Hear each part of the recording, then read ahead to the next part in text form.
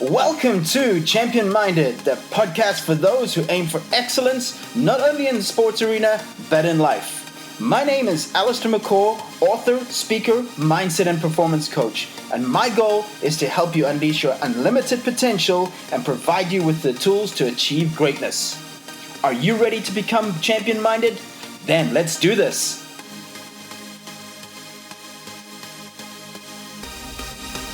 Hey everyone, welcome to the Champion Minded podcast, or welcome back to it. I'm Allistair McCaw. In this episode of People with a Passion for What They Do, it's in fact our second guest in the series. Our first one was, of course, Robbie Koenig, the voice of tennis. That was on episode 132 on the Champion Minded podcast. Make sure you listen to that one. But in our second episode of People with a Passion for What They Do, I have a very special guest. His name is Phil Jones, and I can tell you that you are in for a treat with this one. A little bit about Phil. He's the managing director of Brother UK, an information communication and technology business supplying products and services to hundreds of thousands of UK enterprises. You might have maybe seen them already. Fax machines, copiers, you name it. They've also been a major sponsor of football teams such as Manchester City. They also are heavily involved in cycling as well within the UK. In fact, Phil himself is an avid cyclist. In fact, last year he completed 8,000 miles on the bike. So I just asked him in this podcast where on earth he got the time, obviously being the managing director of a massive corporation and still being able to find time to do that amount of cycling. He is one of the emerging thought leaders in organizational design and enlightened leadership, and an in-demand public speaker in the area. He spends a considerable amount of time engaging with the SME community, sharing knowledge at conferences, encouraging entrepreneurs and medium businesses on personal and business growth strategies. Now, why I wanted to get Phil onto the podcast is because he is just an incredibly passionate person, not just about business, not just about what he does, but about life and about people, as you'll hear in this episode with him. Amongst many other things we talk about finding balance as a leader. We also asked him what the last 12 months has looked like for him at Brother, and also being a leader, the importance of compassion and care, especially at this moment with COVID and all the challenges that we've had. Also asked him what traits it takes to be a great leader, what also makes him so passionate about what he does. He also gets into talking about living life on purpose and pursuing happiness. I asked him about the importance of a mentor in one's career, and many other things. He also shares his greatest failures, greatest lessons, and at the end I also asked him how he defines success. In fact, at the end you'll hear I steal a little bit of time from him, because I could have kept him on the podcast, or I would have loved to have kept him on the podcast for a lot longer, but I was most grateful for his time and for sharing so much valuable information. So here it is. This is Phil Jones. Phil, welcome to the Champion Minded podcast, and you're the second in our series of People with a Passion for What They Do. Welcome to the podcast. Allistair, thank you so much for the invitation. It's just ace to be here. Phil, please explain to our listeners in the simplest way what it is you exactly do. Okay, my job title is Managing Director for a company called Brother UK. So for your American listeners, let's say, that means it's the equivalent to a CEO or a president of an organisation. So what that means is I'm responsible for all aspects of strategy, financial performance and reputation. Ultimately, you're the most senior executive within a company. Okay, super. Now, I want to start here with you with regards to the last 12 months, obviously, because you're in a very high leadership position as well. And I'd love to know how you at Brother have tackled the last 12 months with COVID, etc. Well, it's probably been, I've been in business for over 30 years now, Allistair, and without a doubt the last 12 months has been probably the most challenging of my entire career on many different levels, really. But I think we've had systemic difficulties before, for example, when we had the big financial crash and the housing crisis, all of these things. But I think this is the first time we've actually ever experienced a systemic change and an existential change in parallel at the same time. So when we have a global pandemic, it's not only changing the way businesses operate, but also how people think. So I think that's been a really interesting time to go through, where we've had to, make very, very quick, short-term changes to our business model, but at the same time, wrap that around an entire care structure for our own people, and of course for our customers who are also depending on us in sectors like healthcare, where Brother has over 100,000 printers, for example, in the UK, in GP surgeries and in hospitals. So it's very, very important that we continue to keep going during that crisis in order that we could serve the people who are serving others. What would you say were the greatest challenges for you in the last 12 months? From a leadership perspective. Yeah, I think that from a leadership perspective, I think it's been numerous, really. When you're the most senior leader in an organisation, one thing you must do is make sure you've got compassion and care for those people who are within your immediate responsibility. So for me, that's for every single member of the Brother UK community, is to make sure that we're caring for them in order that they could get through this crisis too. They're vitally important to our operations, our ability to function, and I think that was one of my first priorities. Really, was to make sure that we had the safety and the well-being of our people really taken care of. I think from a leadership perspective as well, that it really, I guess, taught you when you're leading people, you really have to take care of yourself too, Allistair. You really do, because in order that you can lead and be your best, make great decisions in times of high pressure and intensity, then you've got to have that, situational awareness of self. Where am I in this? And what do people expect from me? And therefore, keeping myself in tip-top shape, preserving time, prioritising time to exercise, for sleep, in order that, ultimately your entire systems and decision-making processes can be as solid as possible for those people who depend on you. Phil, how's that been possible? Because obviously Brother is a massive organization. So how have you balanced that between obviously taking care of yourself and taking care of those you lead? Because as we know, in a position such as yours, time is very limited. One of the biggest challenges is getting a CEO or a president of a company to take better care of themselves. But how have you been able to find that balance? I think it's about what you give priority to, Allistair. It really is about what you give priority to. And I realised some years ago, I guess, when I first moved into this role, I was promoted into this role in 2013. And I'd always been the number two, Allistair.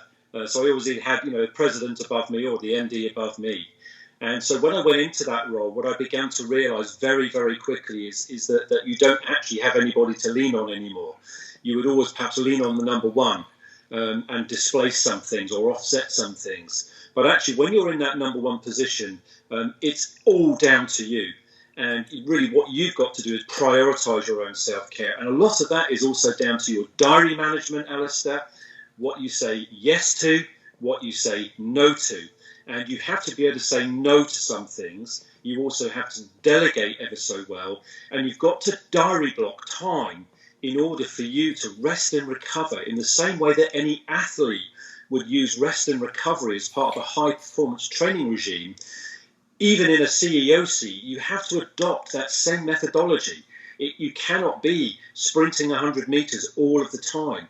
It's about what you put in, how you fuel, how you sleep, how you rest and recover, to be in peak condition to deal with all of the changes and challenges that certainly the last 12 months has brought us. Now, talking about obviously taking care of yourself, exercise is one of those things. And I read somewhere where you ride around about 8,000 miles a year. For us, that's in kilometers. That's around about 13,000 kilometers, maybe. I'm taking a wild guess here, but that is a lot of miles on the bike. Now, let me ask you this question. I know from being an endurance athlete myself, some of my best thinking was done on the bike or out for a run, and it still is today. Sometimes I love to run listening to a podcast, and I call it run. You're learning while you run. Just a little bit of wordplay, but is that time you also use to if I can say, be more mindful and think about things, the time you spend on the bike? Because I know you're a massive cycling fan. Yes, Alistair, it's actually part of, I guess, my high performance regime. Is it's not just simply an outlet of having a few hours and going to ride a bike. It's actually a way to decompress. So being in that natural environment, you have this sort of almost single-minded focus, really. Your mind begins to clear. Of course, there's a science behind all of this in terms of what's going on neurologically with you. So cycling or exercise does a number of different things to me. So my label is cycling, but it could be running, swimming, walking, whatever that might be, whatever floats your boat. But fundamentally, what you're looking to do is to defragment. You're clearing your mind and also, I guess, allowing yourself to problem solve and creatively think at the same time. So many of my best ideas come from time on the bike or time away from screens, I think probably is a better way to try and describe this, is time away from screens, time away from all of the complexity, to take a moment where you simplify things in order that your thinking can become more simplified. So it's a sort of a defragmenting exercise. It's a creative thinking exercise, and it's problem solving.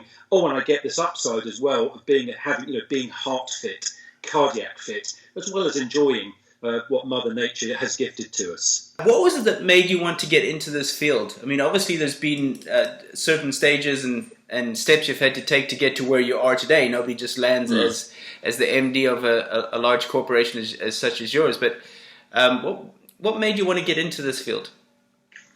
Well, I call myself the accidental CEO, actually, Allistair, because where I ended up now is not where my journey started. My journey started actually in hospitality. I ended up in what we call the pubs in the UK. And it was only really after some unfortunate experiences in that industry I decided to have a complete change. And I ended up, almost by accident, getting into B2B sales in reality. And that's where my career started. I'd never, when I set out, I guess, realised I had the skills or competencies to be, a CEO or president of a company. That's something I guess I just I learned as I went. And I guess very few people wake up in the morning and get passionate about computer printing, so I certainly didn't. And I'm still very passionate about computer printers today, but I'm probably quite a rare beast in the world. But what I realised is that I was really passionate about relationships. I was passionate about people doing well. And when the sales career sort of suited me ever so well because of that. I liked working with and growing relationships with customers where, as a result of our conversations and actions, we would do well together. Either I would do well in terms of target achievement or they would do well in terms of growing their business. And later as I guess I've matured, and later as I began to run the company, what I began to realise was actually sitting underneath this was this sort of absolutely a passion to see other people do well. And I guess in my early part of my life, it was about myself doing well. But I think as we all get older, we actually begin to shift, and it often becomes about others. And for me, when you become purposeful as a person, or you run your life on purpose, brackets, not by accident, you effectively, I think, you begin to get a lot more. You grow a lot as a person, and ultimately you bring a lot of people with you on that journey. So my passion underneath all of this is actually really about growing myself to grow other people along the way. I like that. Phil, there's a quote that goes, "Find your passion and you'll never have to work another day in your life." Would you agree with that? Well, yes and no, really. Yes and no. I think that there's elements of that which I'm really drawn to. So if I think now, I absolutely love my job. I think after many years working, I landed in a space where actually I'm really happy with what I do, who I am, and that can be as a result of maturity, experience, all of those different things. But I was listening to a podcast recently, and I heard the term eudaimonia, which I'd never heard before, and I was ever so interested about that word. And it goes back to Greek times and the time of Aristotle, and really what that's all about is pursuing happiness, but needing achievement, and via suffering and labour. So effectively, you're pursuing a happy life, but as part of that, gaining experiences all the time in order to create that happiness, because those experiences are what grow us and make us stronger and make us more resilient or make us better people. So for me, what I've always found about this is that actually, finding your passion is actually not always about a specific job or a specific career, because once you start to attach labels to it sometimes becomes different. It becomes different. So what I mean by that is actually, once you know, for example, what I've described earlier about, my happiness is about growing others, then actually I could switch to a number of different careers or a number of different jobs or industries and still be able to fulfill that. So actually, if we link this back to where it started, is finding your passion for me is about determining who am I, what's my personal vision for life, what are my values, what are my principles, and then applying those in the best possible environment that you can find in order that you experience that eudaimonia, that ability to really feel happy, to feel purposeful, but actually to be stretched all the time, either negatively or positively, in order that you create that personal growth for yourself. How does one find their passion, and what would be your best advice for someone who maybe hasn't found theirs? Yeah, it's really tricky. It's really tricky when you say, well, find your passion. And there's a couple of things that are worth looking at. But one is that there's a Japanese terminology, ikigai, I-K-I-G-A-I. Google that, and you'll find almost a graphic where it sort of almost gives you sort of an instruction to some degree of how to try and find that personal. I've actually used that myself, Phil. It's a fantastic graphic that. Yeah. If you're struggling, it's a great place to start. It really is. And I guess where I got to with it was maybe it was just getting older. I think it was more around my 40th birthday, Allistair. I started to become very reflective about life. And I started to do an awful lot of thinking about, what do I want to leave? Who am I? And I started to really think about kind of what is it that stirs my soul? What is it that I am really passionate about? And I really began to become very descriptive about who I am, what I wanted to leave behind me, what my individual values are with specificity. What is it about a specific value? What are the generalized things that are, the generalized guidelines I want to run my life by? And then once I began to begin crafting that piece of work, it was incredibly clarifying, very clarifying. I guess I had this sort of moment where I realized what congruency might mean, that moment where you find that point where in your career and your life and yourself, you find that balancing point where everything seems to be like, okay, this seems like a really great place. I'm ever so centered. So if in life your maturity brings you to that point, then my instruction would be, or my advice would be, go exercise, run, listen to music, find places where you can sort of feel in touch with yourself, and take a book and begin to write those things down. But if that's not you, if you're younger in your life, then Google Ikigai and look at that and try and write some answers down and let that be your moment of at least trying to generate more clarity around that thought. So Ikigai again was spelled I-K-I-G-A-I. That's right, yeah. Just again for our listeners there. Phil, how important are the role of a mentor, and have you had some mentors along the way? Well, I have. I think some formal and some informal, really, Allistair.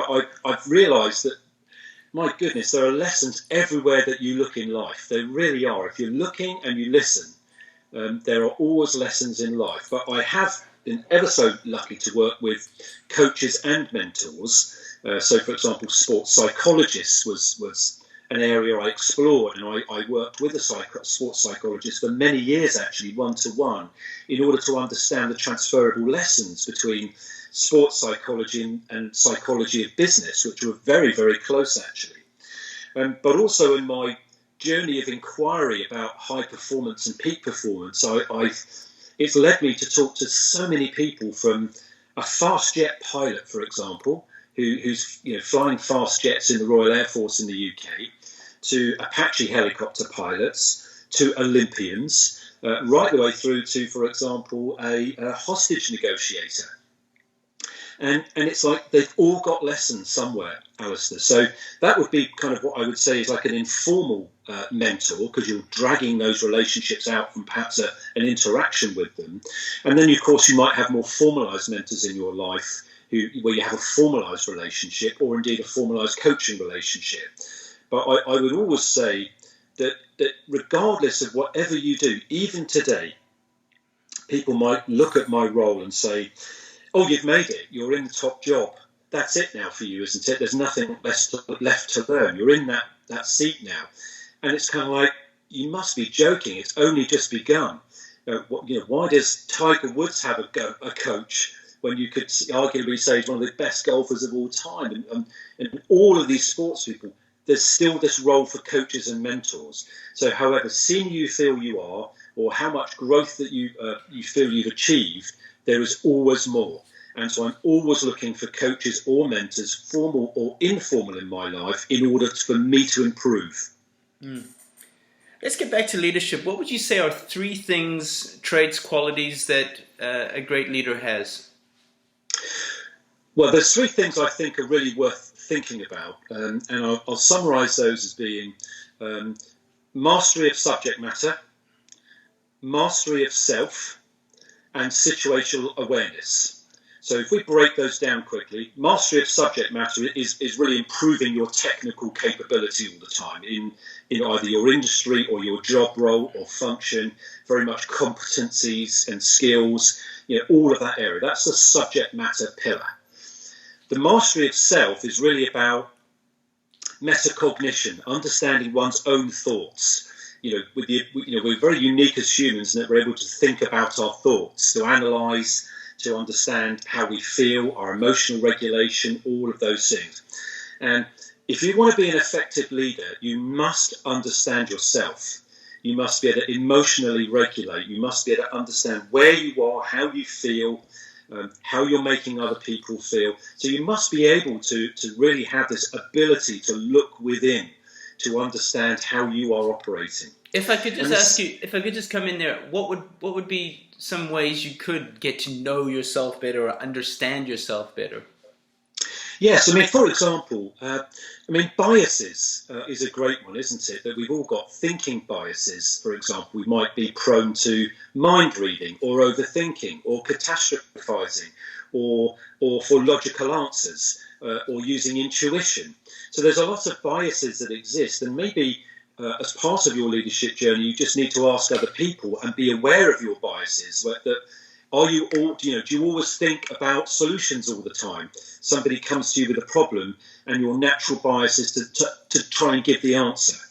So I think a lot of it is you've got to look at yourself and try and understand, are there patterns about what I do that I can recognise that I seem to do all the time, and begin to stop yourself in those situations in the future. And of course, using coaches, mentors or feedback, ask them whether they are recognising any of those patterns in yourself too. Or for example, some of those cognitive biases which you may not be aware of.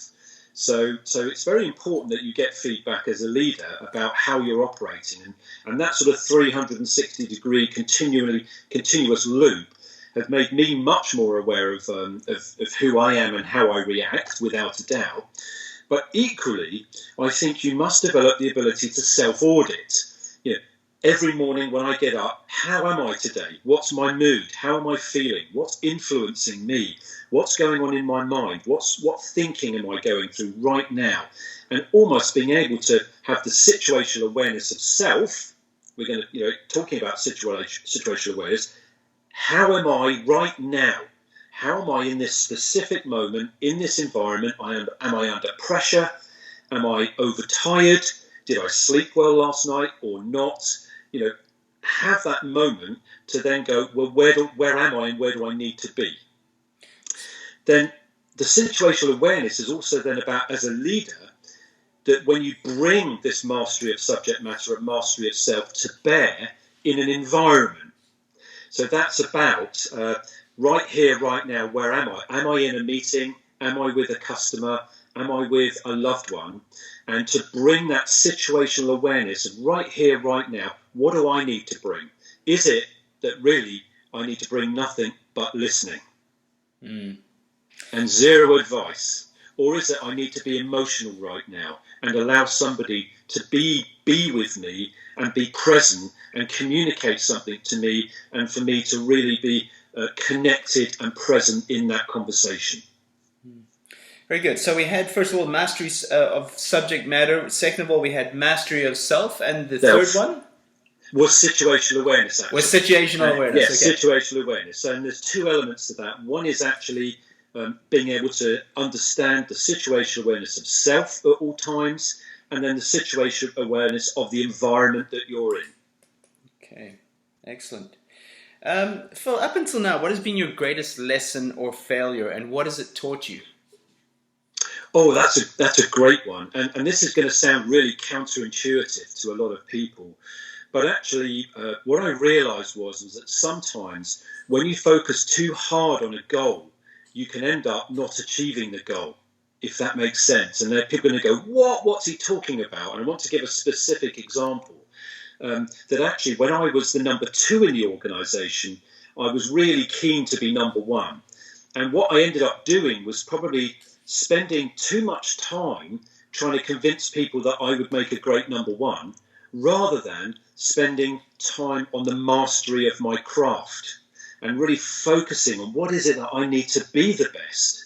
So that was a great example to me. And I remember it was actually when I was working with a sports psychologist at the time. He said, I really observed something here, and I want to give you some advice, and it may be difficult for you to process, but I actually think you're trying too hard. And you need to step back, and you need to start looking at the whole again, and really thinking about your personal mastery and following a great process in order that you will achieve this, but the direction you're currently taking is the wrong direction. Focus more on mastery, and then you'll get it. And that was great advice, and I got there as a result of that advice. Excellent. If you could go back to the very beginning of your career, what would you do differently? Oh gosh, I think I would probably spend an awful lot more time investing in myself. I think that it's very easy at the beginning of your career to become over-focused on what's the next step, You become focused about the steps in the career rather than the overall journey. And I think the steps become as a byproduct of the journey. Almost linked back to that conversation we had a moment ago, really. So I think I would have spent a lot more time reading, being more open, trying to grow my knowledge base. I would have definitely tried to work a lot more on my metacognition, my understanding of self, because I only really got to develop a lot of that in my early 30s, when actually I had this chance meeting with the sports psychologist. I would love to have met him earlier in my life. I wish I had, because I think my ability to understand self and therefore understand others may well have dramatically increased as a younger person, and I think that would have been very valuable to me in all walks of my life. Phil, this has been a fantastic conversation. Obviously want to be respectful of your time, so just one or two more questions. How do you define success for, first of all, your career, and second of all, for your life? Yeah, for my career, it's. I think I can answer these quite simply, really. I just want to leave behind me an organisational. I'll do that again, Allistair. I want to leave behind me an organisation which is sustainable for generations. Really simple. So I just want to kind of leave. When I walk out the doors here, whatever I do, is I want people to say, wow, there was an impact made there, which we're going to feel over a very long period of time. So it's very much about, I think, leaving a sustainable legacy behind me. It's interesting, if I can come in there, sorry, it's very interesting to bring up that point, because I don't know if I was reading it in a Harvard Business Review or where I was reading it, but actually it could have been the book that you recommended on Ed Bauer's podcast recently, Leading from Anywhere. Is that it? I have. Oh, right. Yes. I have it actually in my bedside table there. Oh, cool. Yeah. And they were talking about the fact that the situation of working from home and obviously not being with other people, and the generation group that are struggling the most are the Z generation, the 25 group, let's just say the 21 to 30-year-old group, because they want mentoring, they want to be around people to learn, but they're not in that situation right now. So you just spoke there about sustainable for the generations to follow. Could you just elaborate a little bit on that? Yeah, 100%. So in one of the things I'm most proud of, perhaps here at Brother UK, is providing opportunities for young people in order that they can start a career and grow within a workplace where they're nurtured, where they want to stay and then continue to develop. And maybe they would carry on the legacy of me some generations on into the future. Now, without a doubt, the last year has been ever so challenging for our younger community in our business. So our youngest employee is 17 years old here at Brother UK. He joined me at 16, literally walking out of school and coming here.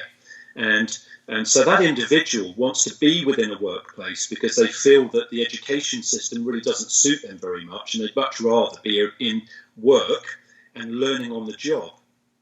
And for us, one of the key benefits is actually being around elders, wise owls, other people who can help to nurture and develop them as part of that process. So without a doubt, last year in COVID has been incredibly difficult for those individuals because they're not getting the natural wisdom that might occur from spontaneous conversations and just being around and observing behaviour. Because whilst we're all in our little homes and our kitchens, we haven't got that same level of observation to look at and create this entire sort of book of knowledge about how an organisation works in the whole. So for me, although we will be coming back with a hybrid working policy, that has been key for me, is that it's not about saying the future is just working from home exclusively. For younger people, hybrid working will provide a lot of benefit without a doubt, because I still think that they need human relationship in order to develop their social skills, situational awareness, psychology, everything. The ability to regulate themselves, they'll learn from being around this community. Before we go on to the final question, which was success for your life, I want to be greedy and ask you one more question with regards to leadership. What has been your strategy within Brother and your leadership to keeping your team motivated? Because that's been one of the most difficult things for people at being at home, not having interaction. What has been some of the strategies you've used there? Oh, that's so key. And what I think we realised very, very early in the crisis was actually consistency of communication was ever so key, and then the relevancy of the communication too. So when you communicate with people, consistency and relevancy, it really, really became a pillar in people staying connected and keeping going through the crisis, because they still felt part of a community, albeit remotely. So the consistency of the communications was ever so key, and that was in written form actually mostly. But then what you also have to do is, I guess to some degree, find ways, and we found ways of keeping in touch with people in the same way that you keep in touch with people in the office. So for me personally, having drop-ins with people, still saying, can I talk to you? Can I have a quick 15 minutes with you just to see how you are? Things like that went a long, long way. As long as sending out things, we've got a care package going out to our people this week, which includes things like a spray for your pillow, or things that perhaps help you with your well-being, but also practical things like a light that you can put on your laptop, which is going to light you better because we're spending more time on camera. So sort of practical plus caring. So by putting time and energy and effort into these things to keep your community engaged, I think that's been one of the big wins that we've had in the last year. And we get it appraised, Allistair, by a company here in the UK called Investors in People. And that's kind of like a national body where they come in and they survey all your staff, and then they compare the responses against all the other companies that they survey, and they end up ranking you. And we're what's called a platinum, so only 1% of all organisations could achieve the level of, I guess, of satisfaction and connectedness with their people, that they feel they can influence the company's future, that they're heard, they feel appreciated, all of these things. And ever so interestingly, on our latest survey, which is 1 year, 1 year later than the beginning of COVID, all of our statistics have improved. Interesting. That even through the last year, our percentage satisfaction, which is still one of the highest in the country for a company like our own, our satisfaction increased. And for me, that was just down to consistency, relevancy of communication. A big word, care there. So just, I know I'm stealing time here, but was those calls where you said you would just drop in, was that just more about just with no agenda? It was just to see how you were, for example? Yeah, absolutely. One thing I think we've all realised is when you have calls like this, they become very transactional. It's a 30-minute burst. It's 9:30 till 10, and as a result, people are starting at 9:30. There isn't the 3 or 4 minute coffee preamble that we normally have in our physical lives. Yeah. Turning up and having, "Hey, Allistair, how are you? How's the family doing?" And you get into the informality, whereas now it's like we're on at 9:30 and we're straight into the nitty gritty because we've got a hard finish at 10 because I'm bouncing to another call. And it's kind of like, so we're not coming out the meeting room and spending a few more minutes having a quick chat. So finding those ways to have more informal conversations with people, which are more personal check-ins really, which are not business. They're not about having an output. They're more just about having a conversation again. What's new with you? What's actually going on? Tell me what you're worried about at the moment. Tell me what's on your mind. And for me also, as the leader, I'm amazed by how people want to care for me. People, with my own community say, how are you? My goodness, the pressure on you must be unbearable. Are you coping okay? And I had this most wonderful situation only recently, Allistair. It nearly made me cry, if I'm honest with you. And it was where my 17-year-old colleague sent me an email and just said, "Look, I know you're under a lot of pressure, but if you ever need to talk to somebody, I'm here." And I thought, wow. I mean, yeah. Wow. How good did I feel? I thought, what I loved most about that is actually he felt in our community that he could just have that conversation with me that said, "Look, you care for me, so let me care for you." And there's no rank, there's no hierarchy. There was just simply us. And I think that the trick now to all businesses of all kinds is actually how we make sure that we remain human organisations and we remove some of the hierarchy that existed, which we've now seen removed almost through COVID, and we take that lesson and learn it, and we move forward with, I hope, more human organisations. Creating a culture of care. Excellent. And finally, the big question, Phil, how do you define success for your life? Well, I think success for me would simply be that I've helped to uncover the potential in millions of people. And I try and share a lot of things. I'm on Clubhouse or on Twitter or on LinkedIn or on podcasts. I try and share whatever I know because it's amazing. You never know who's listening. You never know who's reading.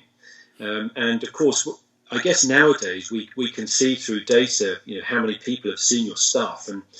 And it was a surprise to me because I thought originally in my life I would try and make a difference to thousands of people. But it was only when I realised that some of the things that I've written have been read millions of times that I thought, my goodness, the reach nowadays that you can achieve through content and platforms is so significant that maybe the legacy that I could leave is that if I could leave content and learning behind for millions of people, that those people then might take a corrective action or a piece of knowledge and do something different with their life, then I think that's I'd be pretty happy with that in terms of success for my life.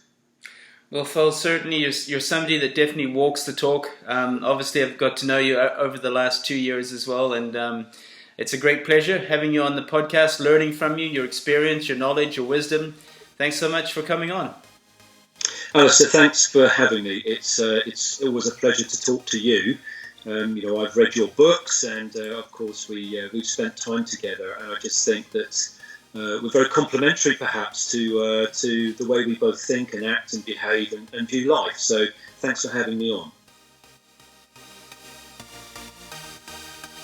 So there you have it, guys. Our second guest in the series of people with a passion for what they do. That was Phil Jones. Remember that you can follow him on Twitter. His Twitter handle is Phil Jones 40. The Champion Minded podcast is available on YouTube, iTunes, Amazon Podcasts, and via my website, allistairmccaw.com. Massive thanks to all of you who've left a rating or review. I greatly appreciate it. And as always, remember, you were made for greatness. Now go do the work. Stay champion-minded.